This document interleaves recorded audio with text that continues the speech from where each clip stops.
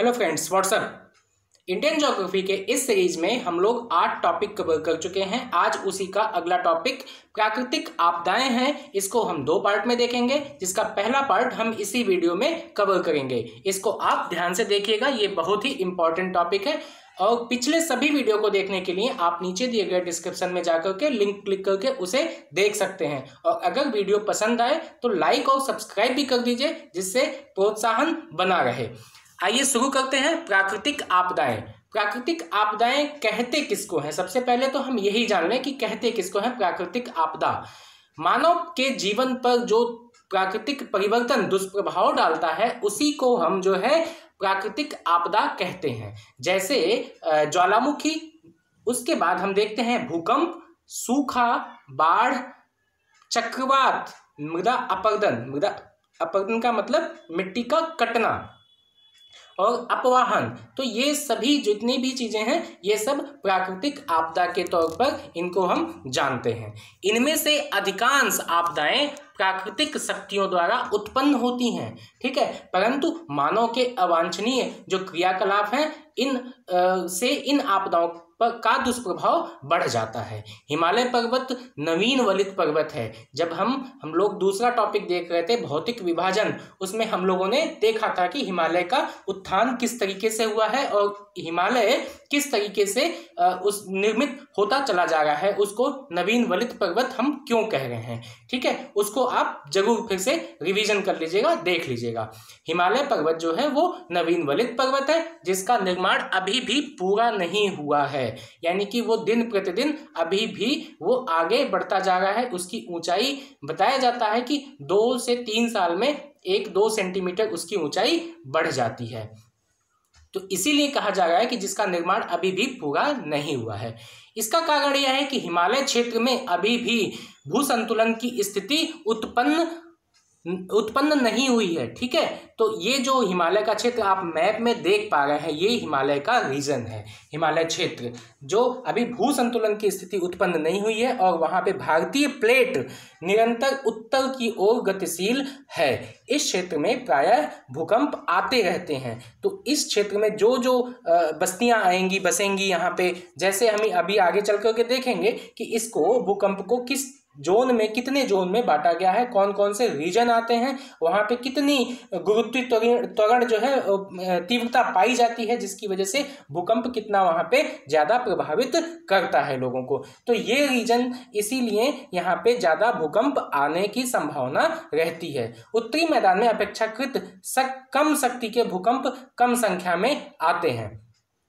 उसके बाद वहीं हम बात करें, जब दक्षिणी पठार में जब चले जाएंगे, यानी कि इसको एक तो हिमालय वाला रीजन हो गया, दूसरा आप ये मैदानी गंगा का मैदान वाला क्षेत्र, ये वाला रीजन हो गया। तीसरा अब हम दक्कन प्लेटों की बात करें, तो दक्कन प्लेटों में आप दक्षिणी पठार में अपेक्षाकृत अधिक स्थिर भूभाग है।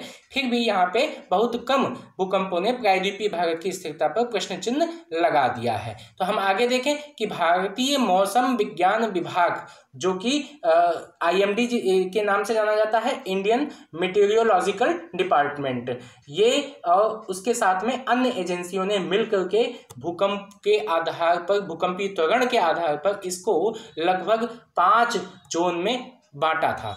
बाद में आगे चल करके इसको 4 क्षेत्र में बांटा गया था, जिसमें कि पहला और दूसरे को मिला दिया गया था। तो 2, 3, 4, 5 इस तरीके से इन्होंने इस भूकंप प्रवणता की दृष्टि से 4 क्षेत्रों में बांटा है। तो हम अब एक एक क्षेत्र करके देखेंगे। जैसे कि इसमें दूसरा आप देख रहे हैं अल्प तीव्रता, सबसे कम यहाँ पे, थर्ड में मध्यम तीव्रता है, और फोर्थ में गहन तीव्रता है, ठीक है, और 5वें में अति प्रचंड तीव्रता है। तो जैसा जैसा ये क्रम बढ़ता जा रहा है, उसी तरीके से इसकी तीव्रता भी बहुत ज़्यादा है। और आप देख पा रहे हैं कि जैसा नाम से ही पता चल रहा है कि अल्प तीव्रता वाला क्षेत्र, तो वहाँ पे सबसे कम नुकसान वाला क्षेत्र होगा, सबसे कम भूकंप वहाँ पे आएगा।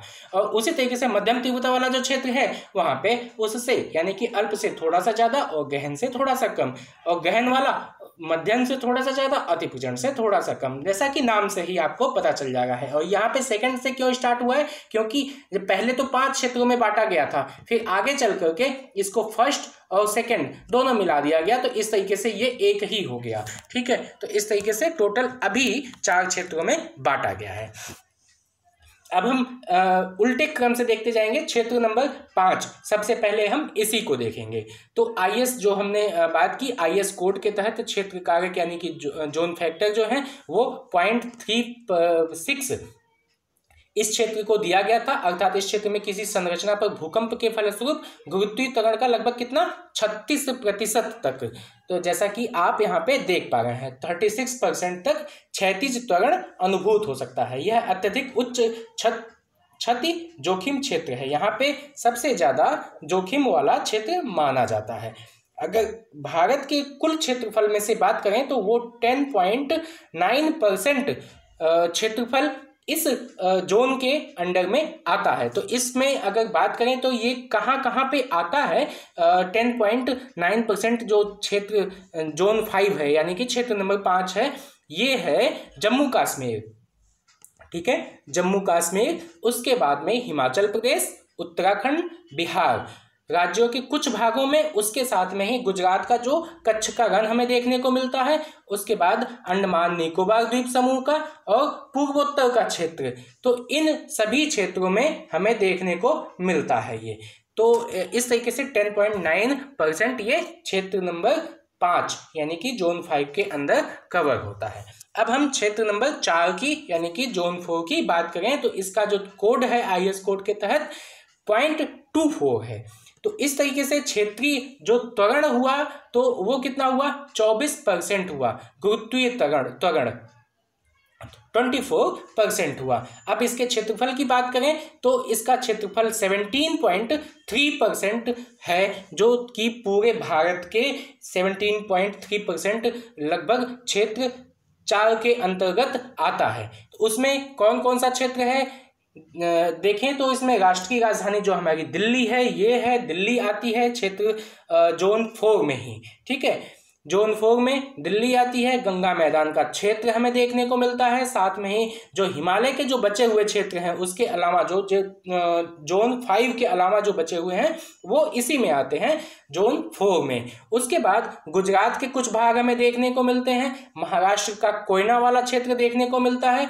उसके बाद में सिक्किम का क्षेत्र भी हमें देखने को मिलता है जो कि जोन 4 में ही आता है। ये हो गया जोन 4। अब हम देखते हैं जोन 3।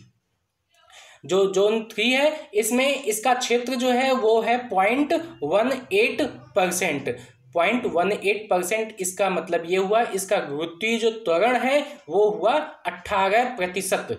तो 18% के साथ में ही अगर इसके पूरे भारत के क्षेत्रफल में से जो जोन 3 में आता है वो है पूरा 30.4% क्षेत्रफल इसी जोन 3 में ही आता है। तो अब क्षेत्र के हिसाब से देखें तो राष्ट्रीय राजधानी जो लखनऊ है, लखनऊ के साथ में ही हम देखें तो गंगा के मैदान जो है जोन 4 के अलावा जो बचते हैं वो सभी जो है जोन 3 में आते हैं, गंगा के मैदान। ठीक है, उसके बाद में दक्षिणी भाग इसी क्षेत्र में आता है। यह क्षेत्र का लगभग 30.4% कवर करता है। तो इस तरीके से जोन 3 भी हमारा कवर हो गया।